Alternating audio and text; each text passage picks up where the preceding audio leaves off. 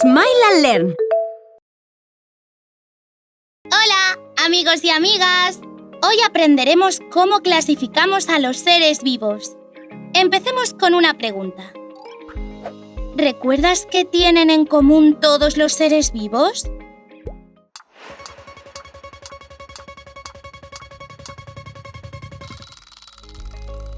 Y la respuesta es que todos cumplen con las funciones vitales.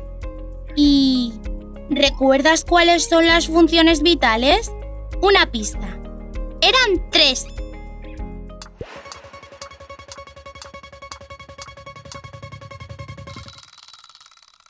¡Bien hecho! Las funciones vitales de los seres vivos son la relación, la nutrición y la reproducción.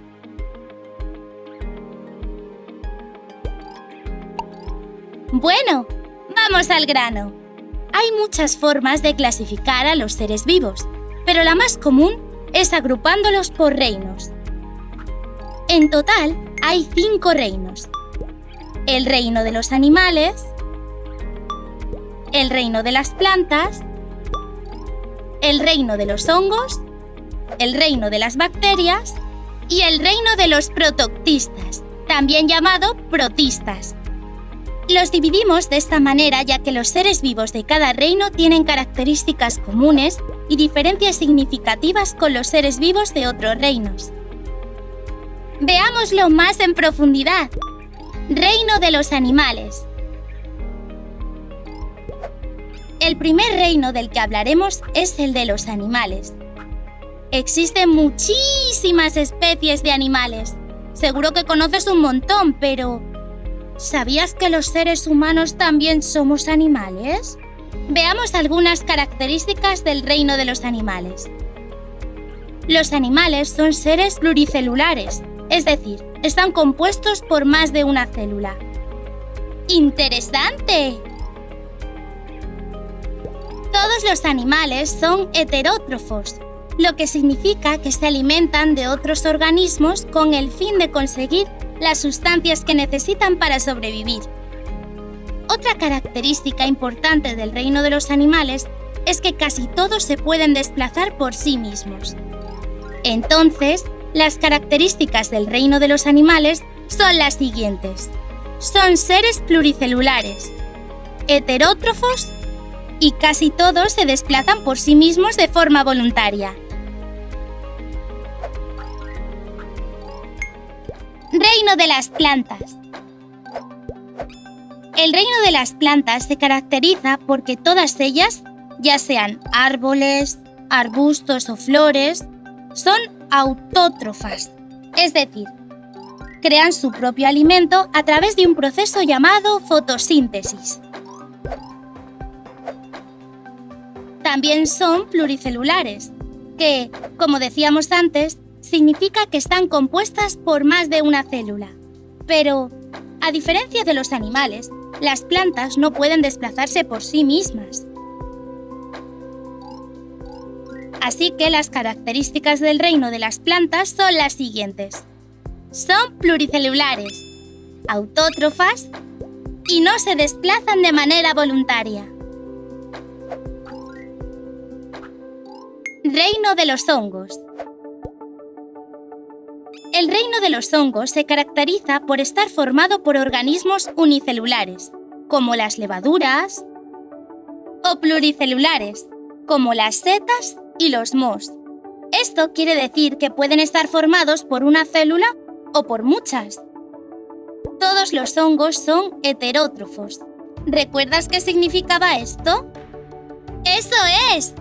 Heterótrofo significa que no pueden crear su propio alimento, por lo que se alimentan de otros organismos.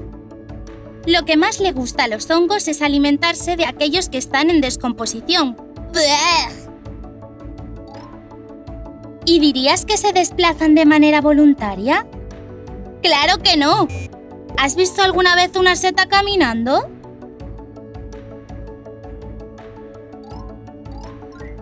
En resumen, las características del reino de los hongos son las siguientes. Pueden ser tanto unicelulares como pluricelulares. Son heterótrofos, y no se desplazan de manera voluntaria.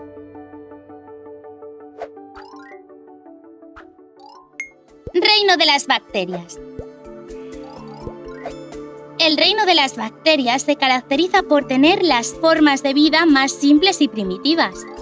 El reino de las bacterias está compuesto de organismos unicelulares.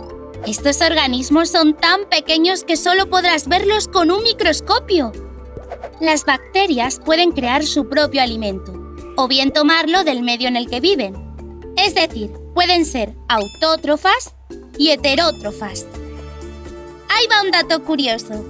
¿Sabías que hay algunas bacterias beneficiosas para el ser humano, como las que producen el yogur, y otras que son dañinas, pudiendo llegar a provocarnos enfermedades como la salmonelosis? Resumamos. Las características del reino de las bacterias son las siguientes. Son organismos unicelulares. Pueden ser autótrofas y heterótrofas. Y hay algunas bacterias que pueden ser beneficiosas y otras que pueden ser perjudiciales para los seres humanos.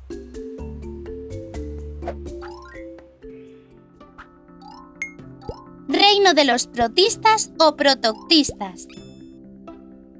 Por último, hablaremos del reino de los protistas, también llamado reino de los protoctistas, que incluye los protozoos y las algas. Los organismos de este reino pueden ser unicelulares, como los protozoos y muchos tipos de algas, que solo pueden verse a través de un microscopio, o pluricelulares, como otros muchos tipos de algas.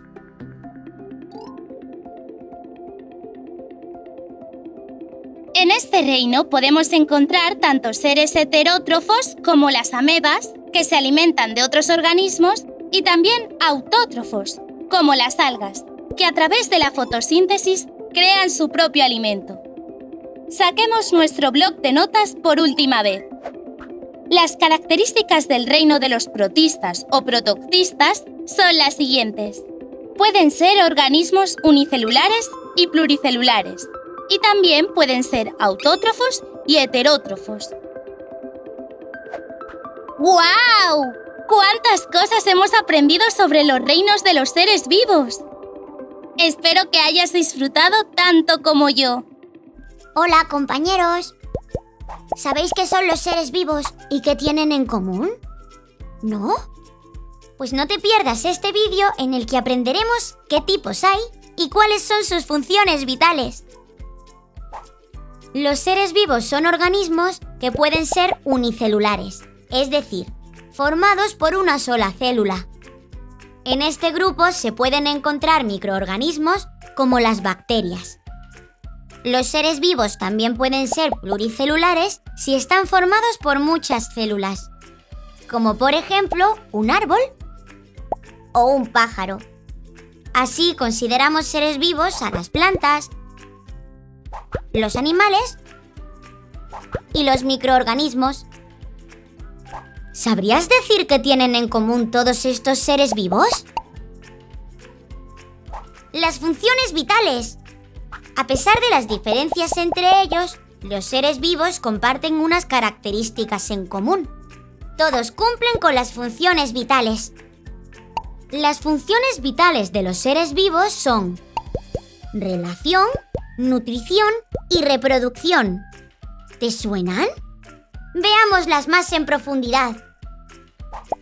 La función de relación es la que permite a los seres vivos relacionarse con el entorno por medio de la información o señales que captan. Así pueden responder, actuar o reaccionar según la situación. Un ejemplo de cómo los animales se relacionan con el medio puede darse al correr para huir de un peligro, como podría ser un incendio. Los seres humanos también nos relacionamos. Por ejemplo, cuando alguien nos sonríe, solemos responder de la misma forma. O las plantas, por ejemplo, que crecen hacia el sol y dirigiendo sus raíces hacia el agua. La función de nutrición es la que permite conseguir la energía y los nutrientes necesarios para vivir. Para realizar esta función, los seres vivos necesitan agua, aire y nutrientes. La mayoría de los seres vivos obtienen los nutrientes de los alimentos que comen. Por ejemplo, cuando desayunas estás tomando los nutrientes que necesitas. La función de reproducción permite a los seres vivos originar nuevos seres vivos para conseguir así que continúe la especie. En el reino animal se pueden distinguir entre animales vivíparos, que nacen del vientre de la madre, y animales ovíparos, que nacen de un huevo. Otro ejemplo serían algunas plantas, en las que podemos encontrar frutos o semillas que al caer al suelo y germinar pueden dar lugar a más plantas de la misma especie. ¿Has visto la de cosas curiosas que compartimos los seres vivos? Los diferentes seres vivos como microorganismos, plantas y animales compartimos las funciones vitales. Así, todos nos relacionamos, nutrimos y reproducimos. No te pierdas otros vídeos para seguir aprendiendo con nosotros.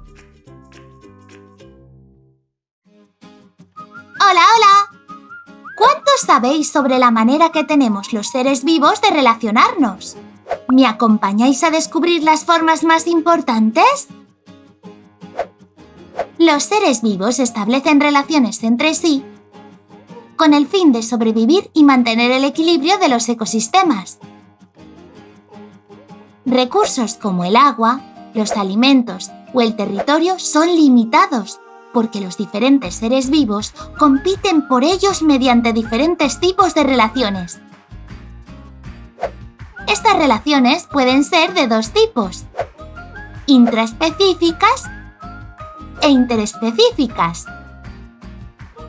En las relaciones intraespecíficas, los protagonistas son de la misma especie. En cambio, en las relaciones interespecíficas, los organismos que intervienen son de diferentes especies. Hoy aprenderemos los tipos de relaciones interespecíficas. Juntos vamos a descubrir cuáles son los 4 tipos de relaciones interespecíficas más comunes: depredación, parasitismo, mutualismo y simbiosis.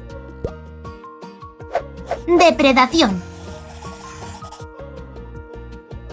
Este tipo de relación interespecífica consiste en que uno de los seres vivos se alimenta de otro, es decir, la alimentación de uno de ellos supone la muerte del otro. ¡Oh, no! Un ejemplo son los osos y los salmones, ya que los peces sirven de alimento para el gran oso grizzly. ¿Se os ocurre algún otro ejemplo? Parasitismo. En este caso, un organismo conocido como parásito vive dentro o encima de otro organismo, llamado huésped. En este tipo de relación, el huésped no muere, pero sí que se genera algún daño. Es decir, uno de los dos organismos sale beneficiado y el otro perjudicado.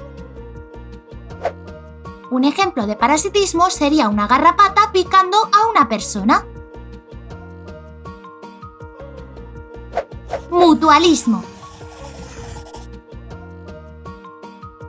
En el caso del mutualismo, ambas especies obtienen beneficio de esta relación. Por ejemplo, un ave alimentándose de los parásitos que infectan el cuerpo de un buey, es decir, para el pájaro, ya que le permite obtener nutrientes, pero también para el mamífero, ya que evita cualquier daño que puedan causarle estos insectos. Simbiosis. La simbiosis es una relación entre dos organismos en la cual ambos salen beneficiados, pero ninguno de los dos podría sobrevivir sin el otro. Por ejemplo, los líquenes. Los líquenes pueden parecer manchas o plantas de diminuto tamaño, pero lo cierto es que son el producto de una relación de simbiosis entre un hongo y un alga. El alga aporta los nutrientes y el hongo un lugar donde poder adherirse a la superficie, además de protección. ¡Una combinación perfecta! Eso ha sido todo por hoy, amigos. ¡Hasta pronto! Hola, amigos. Hoy aprenderemos la diferencia entre los seres vivos autótrofos y heterótrofos. Los seres vivos necesitamos realizar 3 funciones vitales para sobrevivir. ¿Recuerdas cuáles eran? Sí, la función de nutrición, la función de relación y la función de reproducción. Hoy nos centraremos en la función de nutrición. Gracias a la función de nutrición, los seres vivos obtenemos la energía necesaria para realizar todo tipo de actividades, como movernos, caminar o incluso pensar. Pero, ¿de dónde sacamos toda esa energía? De la comida, es decir, de la alimentación. Según la alimentación, los seres vivos se pueden clasificar en 2 grandes grupos: los seres vivos autótrofos y los seres vivos heterótrofos. La palabra autótrofo tiene un significado concreto.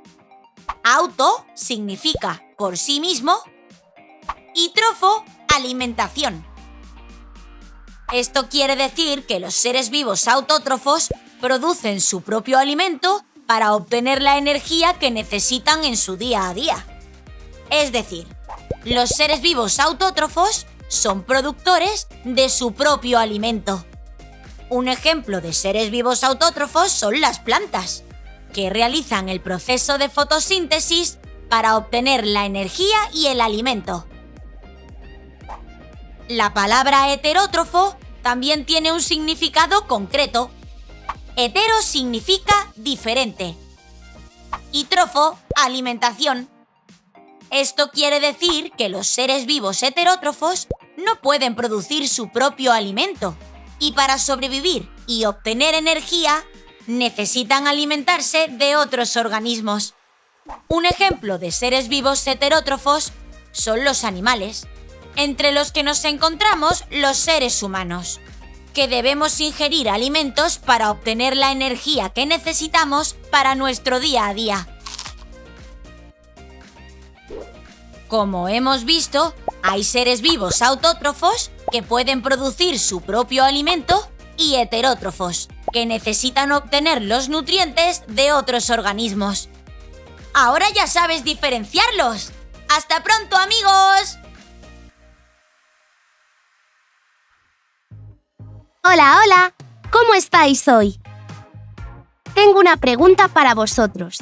¿Os gusta la comida? A mí me encanta. La comida nos da energía que necesitamos para jugar, estudiar, pensar y estar sanos. Supongo que ya sabréis que, sin comida, ni nosotros ni ningún ser vivo podría sobrevivir. Los seres vivos obtenemos energía de los alimentos que comemos. Algunos pueden producir su propia comida, mientras que otros obtienen energía alimentándose de plantas u otros animales. La forma en la que la energía pasa de un ser vivo a otro se llama cadena alimentaria o cadena trófica.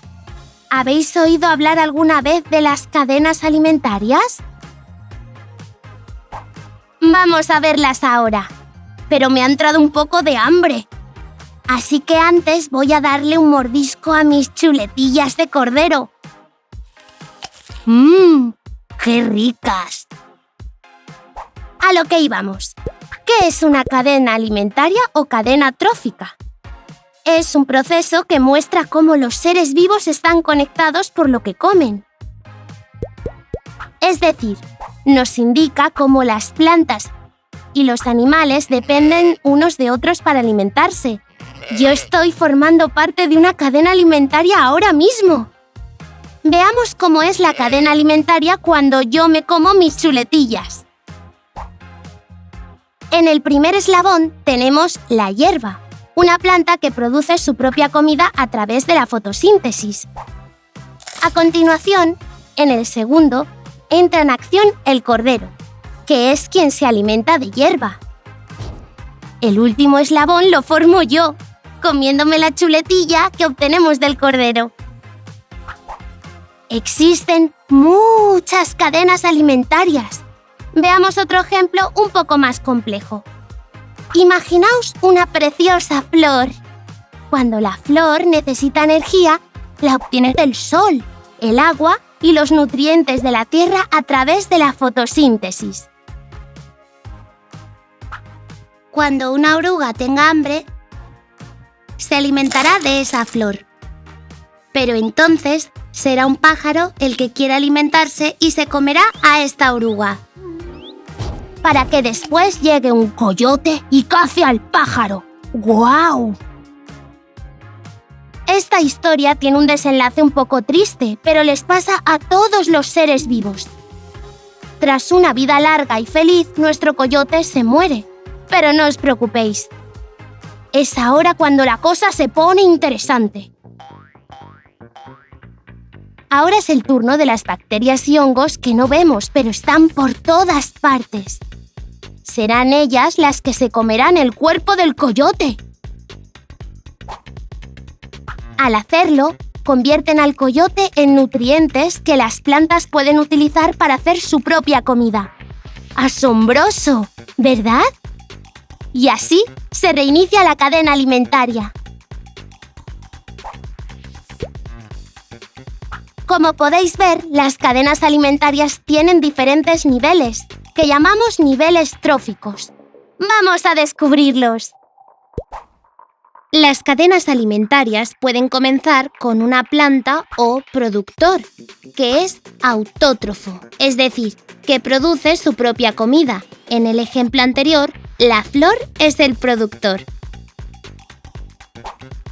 Pero como sabemos, no todos los seres vivos pueden producir su propia comida. Ese es el caso de los heterótrofos, que son aquellos que se alimentan de otros seres vivos. Estos animales que se alimentan del productor se llaman consumidores primarios. En esta cadena alimentaria, la oruga es nuestro consumidor primario. A continuación, otro animal se comerá a ese consumidor primario. A estos los conocemos como consumidores secundarios, como el pájaro de esta cadena alimentaria. Los animales que se alimentan de los consumidores secundarios se llaman consumidores terciarios, como es el caso del coyote en nuestro ejemplo. Por último, los hongos y bacterias que descomponen a los consumidores terciarios cuando mueren son los descomponedores. Son fundamentales porque vuelven a poner en marcha la cadena alimentaria. Gracias a ellos, la cadena vuelve a empezar. Acordaos de que todos los seres vivos necesitan energía para vivir. Una cadena alimentaria nos ayuda a ver de dónde obtienen la energía los seres vivos. Hay distintos niveles dentro de las cadenas alimentarias. A ver si sois capaces de ordenarlos.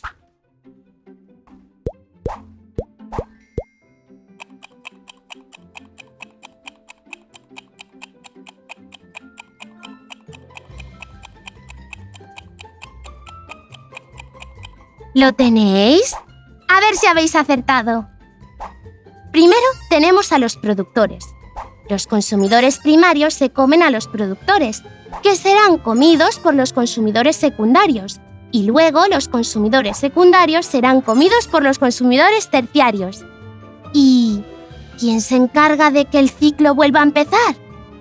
¡Exacto! Lo harán los descomponedores al comerse a los consumidores terciarios. ¡Guau! ¡Qué interesantes son las cadenas alimentarias! Hoy hemos visto un par de ejemplos, pero recordad que existen muchas cadenas alimentarias en nuestro planeta. Las veremos en el próximo episodio. ¡No os lo perdáis! ¡Hasta luego! Hola, hola. ¿Cómo estáis hoy? ¿Tenéis hambre? Yo un poco, pero aquí tengo mi merienda. ¡Qué rico! Seguro que recordáis que la comida nos da la energía que necesitamos para jugar, estudiar, pensar y estar sanos. Ya sabréis que sin comida, ni nosotros ni ningún ser vivo podría sobrevivir. Los seres vivos obtenemos energía de los alimentos que comemos. El proceso que indica cómo dependen los seres vivos unos de otros para alimentarse se llama cadena alimentaria o cadena trófica. ¿Recordáis?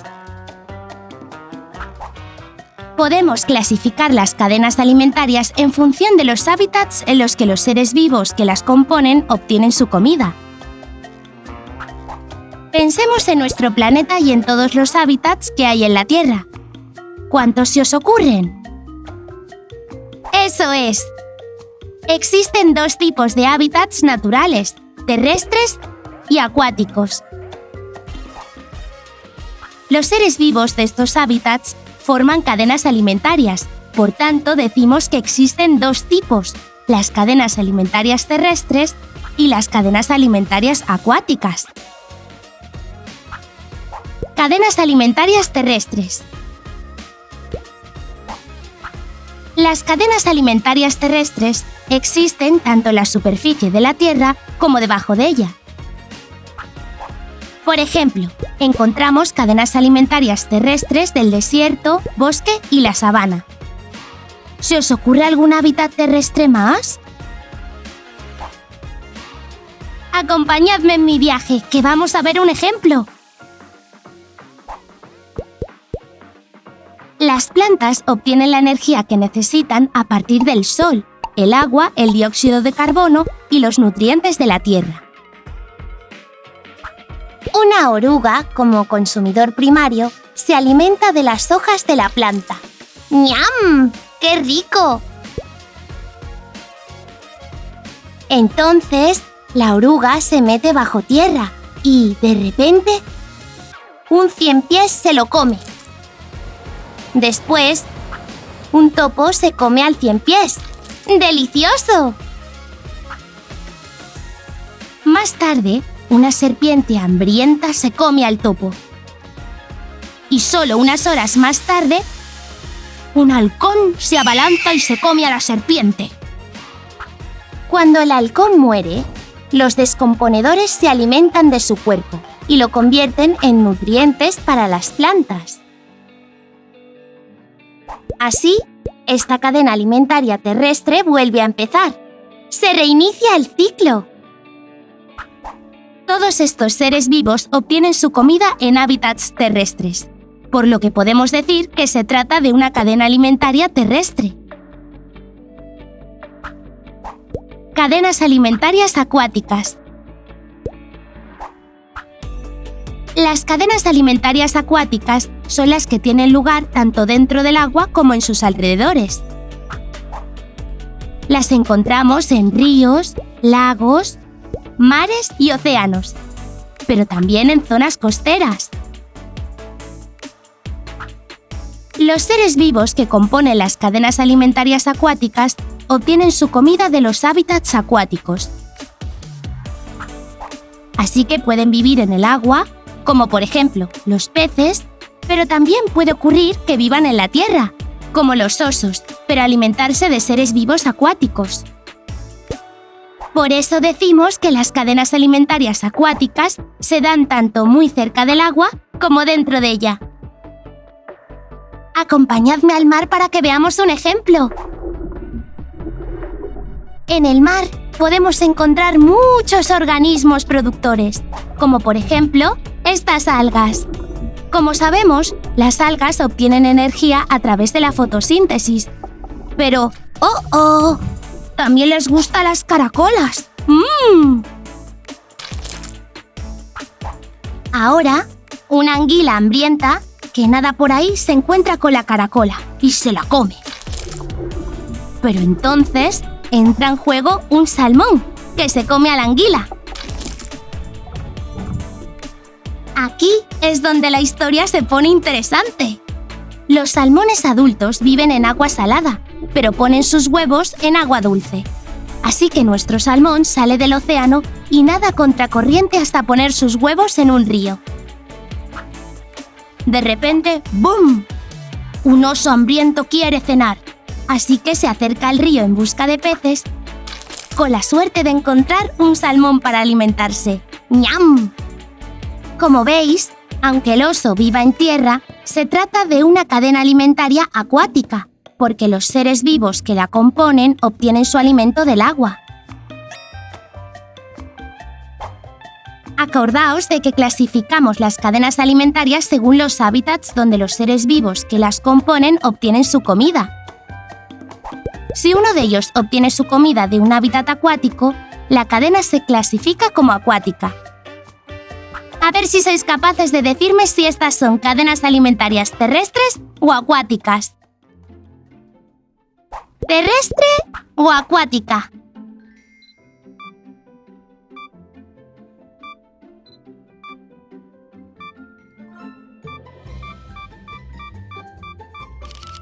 ¡Terrestre! Porque los seres vivos que la componen obtienen su comida de hábitats terrestres. ¡A por la siguiente!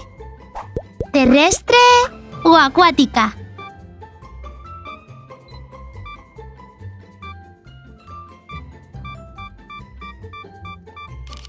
¡Acuática! Porque los seres vivos que la componen obtienen su comida de hábitats acuáticos. ¡Muy bien! Vamos por la última. ¿Terrestre o acuática?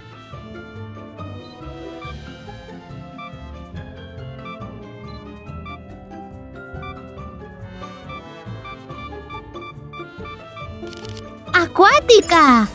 Porque, aunque el oso vive en un hábitat terrestre, él y el resto de seres vivos que componen esta cadena obtienen su comida de hábitats acuáticos. ¡Genial! ¡Lo habéis hecho muy bien! ¡Guau!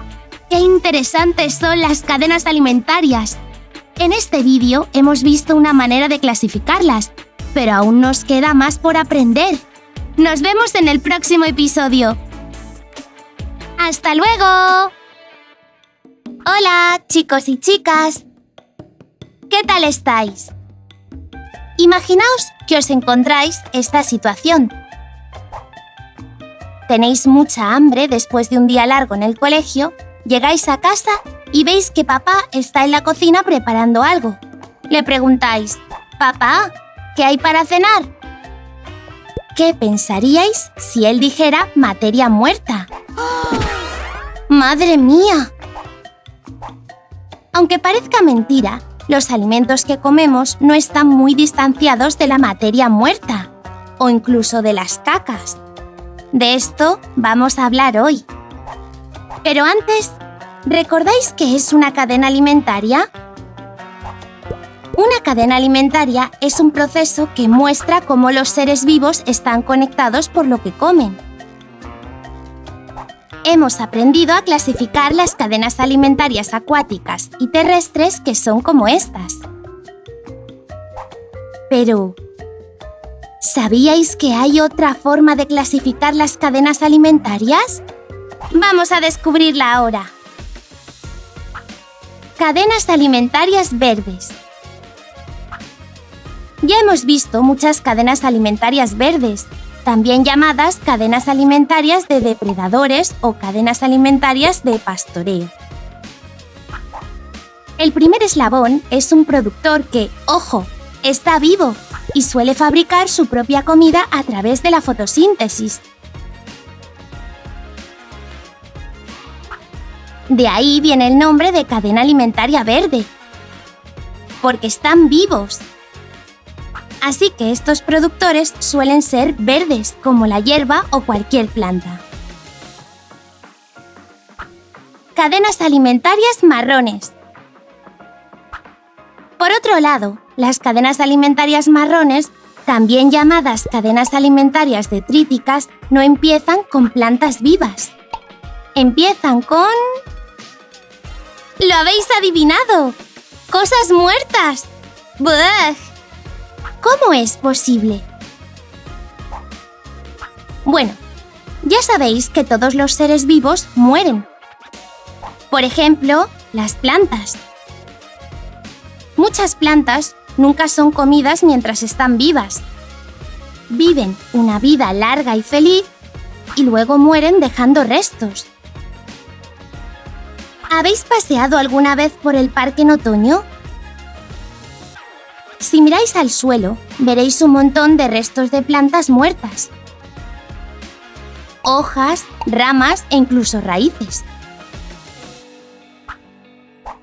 A estos restos los llamamos detritos o materia muerta y forman el primer eslabón de la cadena alimentaria marrón.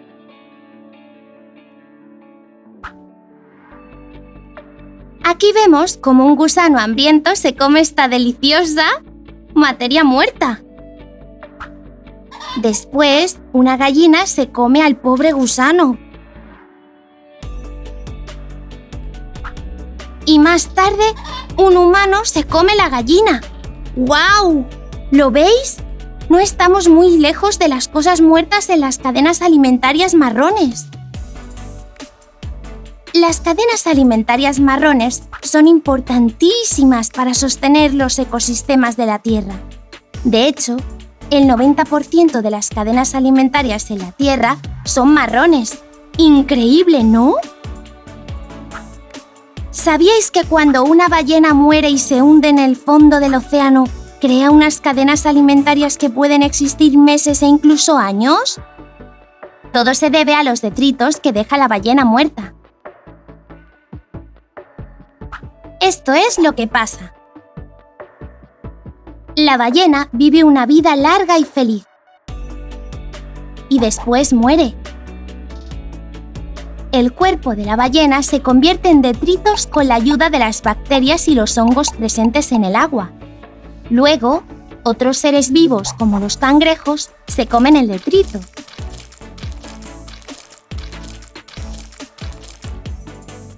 Después, un pez se come a uno de esos cangrejos.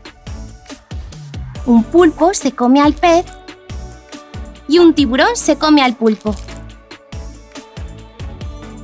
Más tarde, el tiburón muere, se hunde al fondo del océano y con la ayuda de estas bacterias y hongos tan majos se convierte en... ¿Lo habéis adivinado? En detritos. Una comida riquísima para un cangrejo hambriento. Y así, la cadena alimentaria marrón vuelve a empezar. Increíble, ¿verdad?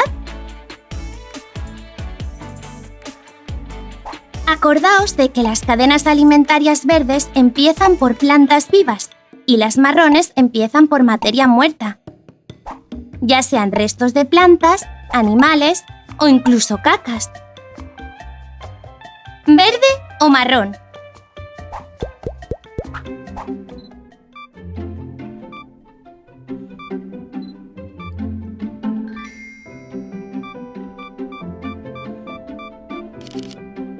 Marrón, porque empieza por restos de plantas.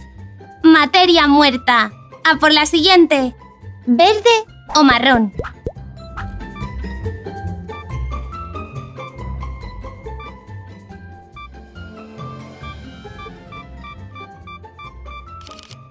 ¡Verde! Porque empieza por hierba, un productor que está vivo. ¿Seguimos a por la última?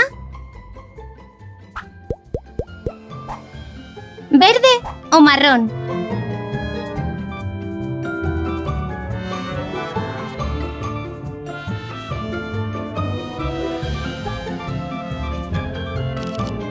¡Marrón! Porque empieza por los detritos o restos de la ballena. ¿Veis lo que os decía? La mayoría de las cadenas alimentarias son marrones. ¡Genial! ¡Lo habéis hecho muy bien! Entonces, aunque no tengáis muchas ganas de cenar materia muerta, los animales que comemos o los que ellos han ingerido antes, sí que se han alimentado de ella. ¡Guau! ¿A que las cadenas alimentarias son increíbles? Ahora ya sabemos que hay muchas formas de clasificarlas. ¡Bon appétit! ¡Nos vemos en la próxima! Hola amigos y amigas. Hoy haremos un viaje súper interesante por el interior de los seres vivos. Empezaremos por la célula, que es la unidad básica más pequeña que puede vivir por sí sola, y poco a poco iremos pasando por los tejidos, los órganos, los sistemas, los aparatos y por último el organismo. Para conocer la organización de los seres vivos, veremos el ejemplo del cuerpo humano. ¿Alguna vez os habéis parado a pensar cómo se organiza nuestro cuerpo por dentro? ¡Vamos allá!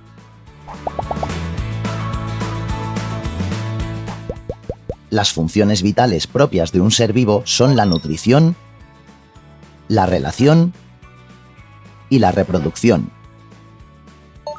La célula es la unidad básica más pequeña que puede cumplirlas. Todos estamos formados por millones de células.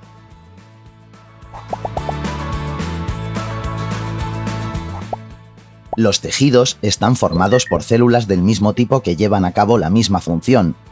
Existen 4 tipos de tejidos en nuestro organismo: tejido conectivo, tejido epitelial, tejido muscular y tejido nervioso.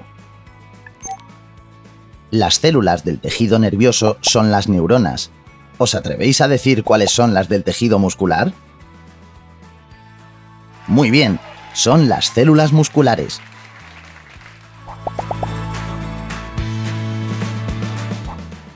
Los órganos están formados por tejidos que trabajan juntos para conseguir la misma función. Esta función que desempeñan puede ser desde la locomoción, que como sabemos es el movimiento, hasta el latido del corazón. Un ejemplo de órgano son los músculos, formados por tejido muscular.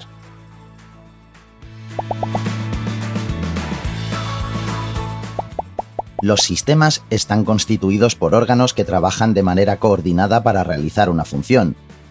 ¿Creéis que nos serviría de algo tener pulmones si no tuviéramos otros órganos como la laringe o la tráquea? ¡Claro que no! Cada órgano tiene una función y juntos consiguen que nuestro cuerpo funcione. Por ejemplo, el sistema muscular lo forman los músculos.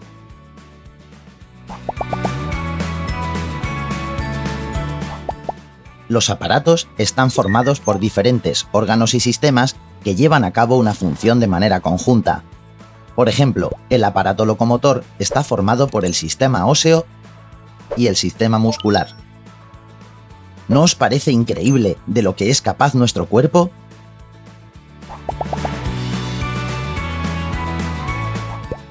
Y por último, hablaremos del organismo, que se forma por la unión de todos los aparatos y sistemas. Nosotros somos un organismo, es decir, estamos formados por aparatos y sistemas. ¡Vaya viaje hemos hecho! Juntos hemos aprendido qué tipos de elementos forman nuestro organismo. Empezamos por la célula y pasamos por los tejidos, los órganos, los sistemas, los aparatos y el organismo. Espero que lo hayáis pasado tan bien como yo en este viaje. ¡Hasta pronto! La célula. Una célula es la unidad más pequeña que encontramos en los seres vivos. Son tan pequeñas que no podemos observarlas a simple vista. Pueden tener diferentes formas, pero todas se componen de una envoltura externa y un interior acuoso en el que se encuentran sus diferentes orgánulos. Están vivas y realizan, entre otras, las funciones de nutrición, transformar sustancias en energía, relación, responden e interaccionan con los estímulos del medio, y reproducción. Son capaces de dirigir su proceso de crecimiento y división. En función del número de células que componen los seres vivos, podemos encontrar seres unicelulares y seres pluricelulares.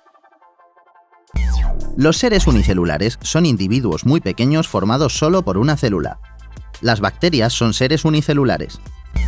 Los seres pluricelulares son individuos formados por una gran cantidad de células. Los árboles, los animales o los seres humanos somos pluricelulares. Según su estructura, las células pueden ser procariotas o eucariotas. La característica fundamental de las células procariotas es que el ADN, el material genético, está disperso por todo el citoplasma en lugar de estar almacenado en un núcleo. Las bacterias son células procariotas. La característica fundamental de las células eucariotas es que tienen un núcleo protegido por una membrana. En su interior se encuentra el ADN que contiene el material genético. En su citoplasma se encuentran todos los orgánulos. Las células eucariotas pueden ser vegetales o animales. Las células procariotas.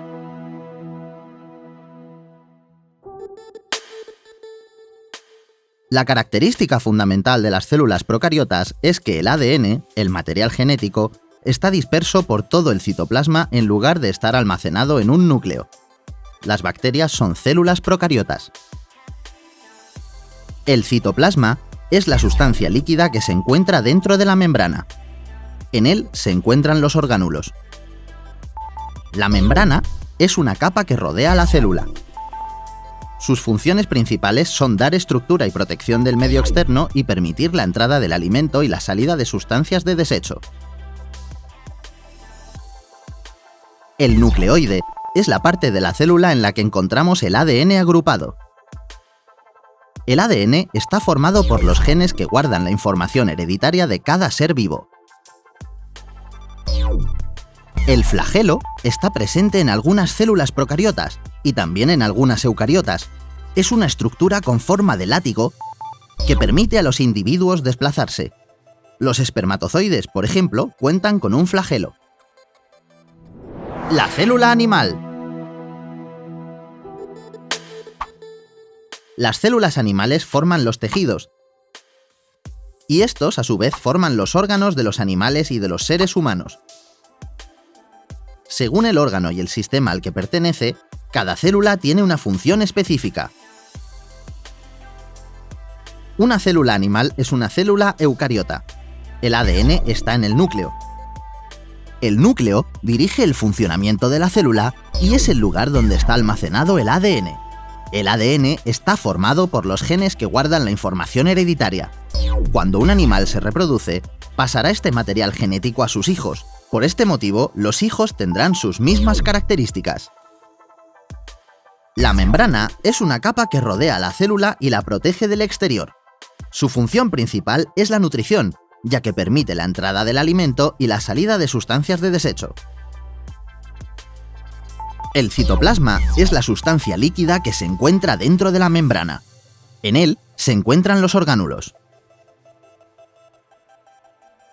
La mitocondria es el orgánulo encargado de producir energía a toda la célula.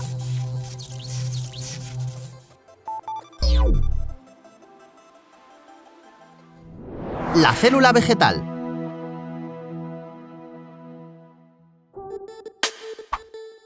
Las células vegetales forman las plantas, árboles, flores, verduras o frutas y se encargan de que éstas puedan crecer y desarrollarse. Las células vegetales crean su propio alimento a partir de la fotosíntesis. Una célula vegetal es una célula eucariota. El núcleo dirige el funcionamiento de la célula y es el lugar donde está almacenado el ADN.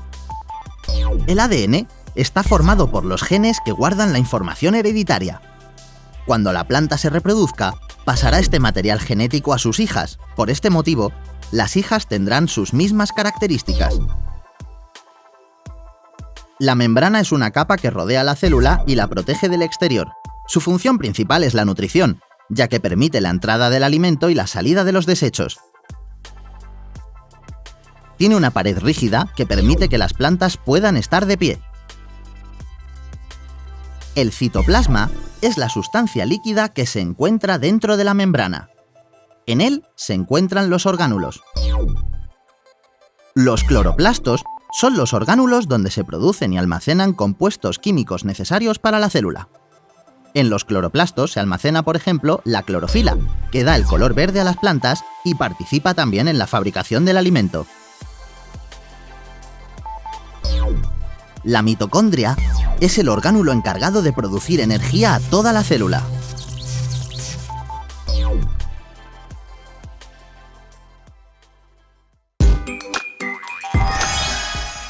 La de cosas que hemos aprendido en un solo vídeo. ¿Sabes que tenemos muchos más? Imagina todo lo que puedes llegar a aprender. Suscríbete al canal educativo de Smile and Learn para aprender a la vez que te diviertes.